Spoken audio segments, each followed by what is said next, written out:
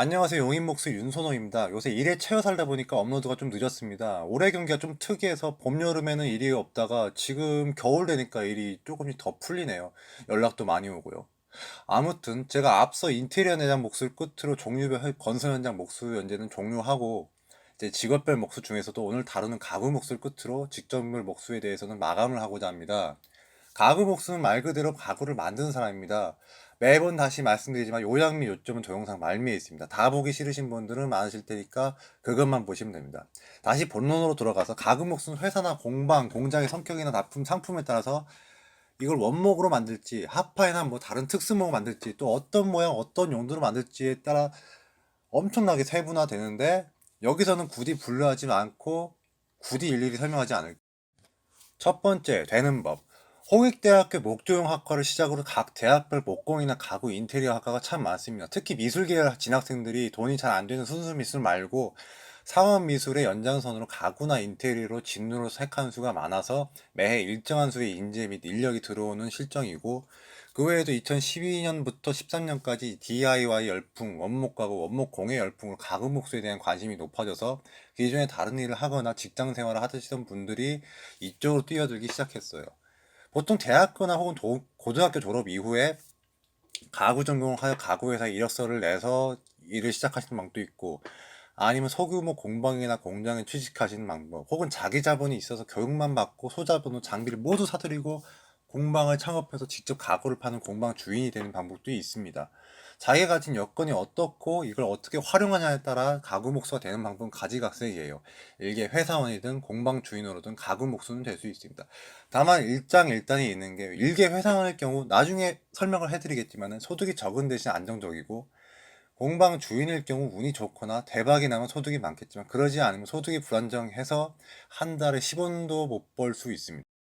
두 번째, 임금과 근로시간. 제가 보통 다른 동영상에서는 임금 따로 근로시간 따로 말씀을 드렸었는데요. 이번에는 그냥 구인구직 전문 사이트에서 가구 목수들이 어떤 조건으로 구직되는지 보여드리면서 한꺼번에 말씀드릴게요. 검색 키워드에 보통 가구나 목공을 치시면 가구 목수 구인 광고를 볼 수 있습니다. 제가 보여드린 광고는 가구 제조 대기업 채용 광고입니다. 가구 목수 구하는 곳 중에서 제일 좋은 조건 사람 구하는 곳이라서 이렇게 보여드리고 있습니다. 규모가 엄청나게 커야 이 정도 급여를 줍니다. 공고상 1년차는 300만에서 400만원, 3년차 월 600만원 이상인데 4대 보험이나 세금 빼면 아마 2급여에서 한 50만원에서 100만원 가까이는 빼야 될 거고, 불행히도 이 구인 광고에는 일하는 시간이 따로 나와 있지 않습니다. 급여가 이렇게 후하게 높고 근로시간이 따로 나와 있지 않으면 다른 걸 한번 의심해 보셔야 돼요. 일하는 시간이 고정되어 있지 않거나 기본급이 따로 설정되어 있지 않아서 연장수당이나 다른 수당 이것저것 다 합쳐야 총 도합 임금이 월 300만원, 400만원 혹은 500만원이 될 수 있습니다. 고용노동부가 감시하는 워크넷 같은 사이트가 아니기 때문에 쓰여있는가 실제 면접 시 듣는 소리가 같은지 꼭 의심해 봐야 됩니다. 꼭 지금 이 광고에 나온 만큼 임금이 준다고 보장 못해요. 막상 면접 가서 급여랑 근로조건 이야기 들으면 기재된 거랑 다르고 거기서 세금이랑 뭐 제하면 내가 봤던 광고에 비해 정말 처참하게 줄어들거든요.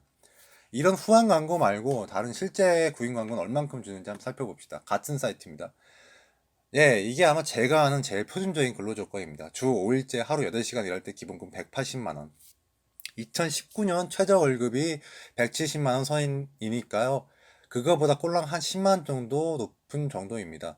이게 다예요. 그나마도 수습 3개월이라고 나와 있는데요. 수습은 저 급여에서 10%를 감액한 액수로 지급을 합니다. 그러니까 처음 3개월은 180만원이 아니라 10% 감액된 162만원이라고 보시면 돼요. 게다가 세금을 떼잖아요. 그러면 100만원 초중반이 됩니다. 뭐 4대 보험이니 뭐 이것저것이 뭐 갑분세니 뭐 이상한 세금들 다 떼면요. 다른 것도 한번 살펴볼게요. 여긴 근로시간에 격주 휴무라고 나와 있네요. 격주 휴무라는 게 무슨 말이냐면요. 일주일 번갈아 가면서 하루는 주 7일 혹은 6일 일하고 다음 주는 이틀 쉬거나 하루 쉬는 식으로 쉰다는 얘기입니다. 한마디로 그냥 노골적으로 말할게요. 일 무진장 시킨다는 이 말이에요. 주 5일째 안 하겠다는 거예요, 얘들은. 그래도 하루 8시간 일합니다. 그나마 위안될 만한 요소는 그거죠. 연봉 2,000에서 2,400만 원이라고 쓰여 있는데, 여러분 연봉 2,400은 월 200이란 이야기인데, 연봉 2,400이 만약에 명절 보너스 합해서 2,400이면 기본급이 200도 안 된다는 얘기예요. 2,000은 뭐 말할 것도 없죠. 고용노동부의 감시하는 워크넷 한번 가서 검색해 볼게요. 워크넷은 고용노동부에서 관리하기 때문에 협의 후 결정이니 이런 소리를 구입란에 거의 쓰질 못하고 꼭 급여액을 기재하게 되어 있습니다. 한번 보실게요. 예, 월 175만 원 이상입니다.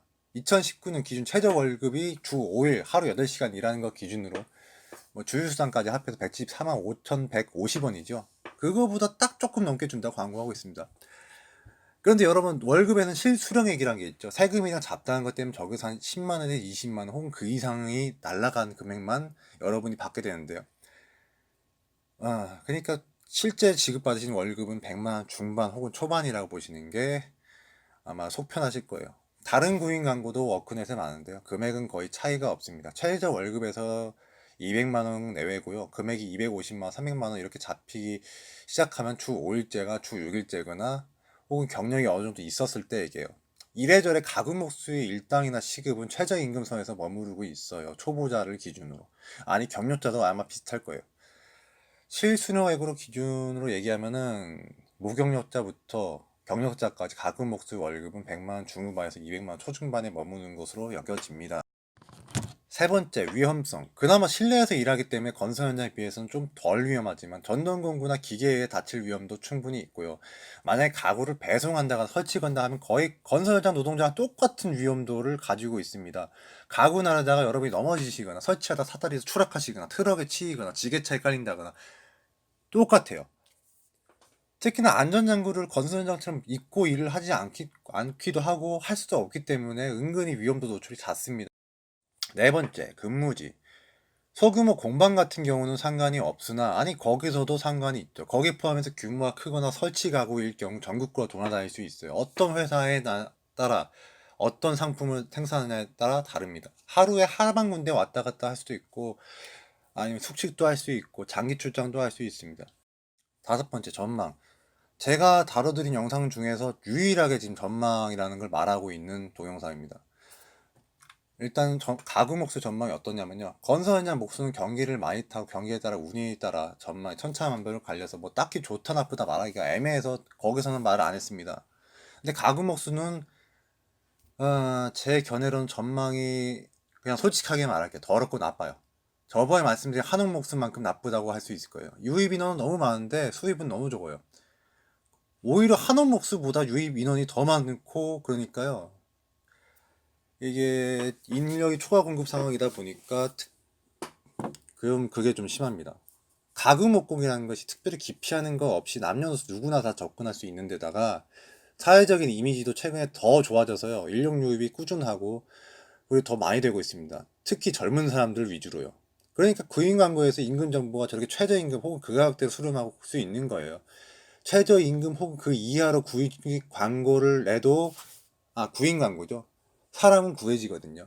그러니까 저렇게 기고만장하게 저딴 식으로 구인 광고를 구하고 사람을 구하는 거예요. 사람이 귀했어 봐요. 최저임금 조금 넘는 거 꿈도 못 꾸죠. 이상으로 요약해드리겠습니다. 가구 목수는 관련 학교를 졸업하거나 혹은 하지 않고 관련 회사에 들어가거나 혹은 그렇지 않더라도 어느 정도의 기술을 따로 돈 들여서 배우고 창업을 하는 등으로 할 수 있습니다. 두 번째, 급여는 최저임금선으로 수렴되고 세금이나 수습직 감액, 기타 감액 제외한 실수령액으로는 그거보다 더 적게 벌어서 100만원 중후반에서 200만원 초반 그 이하로 법니다. 세 번째, 실내에서 가구만 만들 때는 그나마 전동공구로 인한 사고 정도만 생각하면 되지만은 시공이나 설치 기사를 하게 되면 건설 현장 목수랑 마찬가지 혹은 그 이상으로 위험해질 수 있습니다. 네 번째, 근무지는 회사에 따라 다른데 회사 잘못 만나면 전국구로 유랑하며 다닐 수 있고 시공 설치 기사면 차 타고 정말 멀리까지 나가거나 출장도 많이 갑니다. 다섯 번째, 전망은 하려는 사람이 너무 많기 때문에 너무 많은 데 비해 또 수요는 한정적이라 즉 초과 공급이라 전망은 계속 나빠지고 현재 개선이 좀 안 돼요. 법정 최저임금 오를 때 임금 따라 올라가지 그 최저임금 안 올라가면 안 올라갑니다. 이상이었습니다. 용인목수 윤선호였습니다.